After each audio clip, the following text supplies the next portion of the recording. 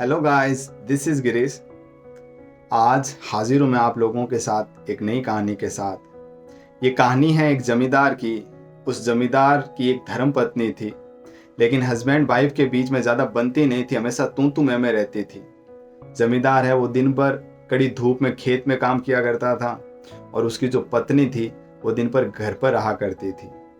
अब एक दिन क्या होता है कि उसकी पत्नी के पास में मोहल्ले की करीब करीब सारी औरतें आती थी आपस में टाइम पास करने के लिए।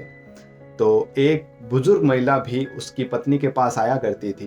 तो उसने एक दिन उस बुजुर्ग महिला से कहा कि पता नहीं क्यों मेरे और मेरे पति के बीच में काफ़ी अनबन है, हमारी आपस में बनती नहीं है। तो आप है ना, मुझे कुछ एक अच्छा सा सजेशन दो ना, मुझे क्या करना चाहिए।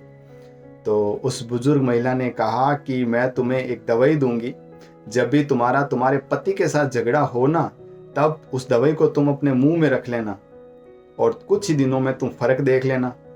तो उस बुजुर्ग महिला ने उस औरत को एक शीशी दी कांच की और उसमें कुछ दवा थी।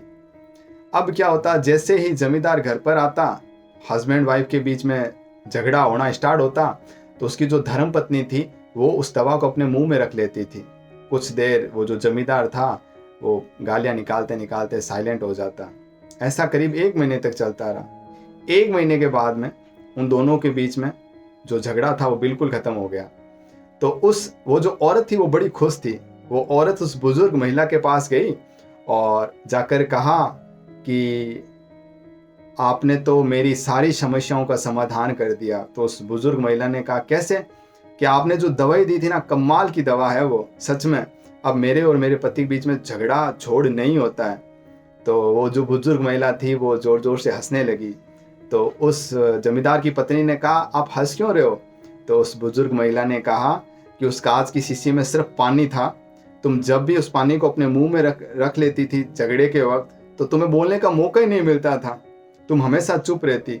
जब भी दो लोगों के बीच में झगड़ा होना, अगर एक बंदा चुप हो जाए ना, तो वो झगड़ा वहीं खत्म हो जाता है। फिर क्या था, जो जमींदार की पत्नी थी वो सारा का सारा मामला समझ चुकी थी और उसने कहा कि एक चुप 100 सुख।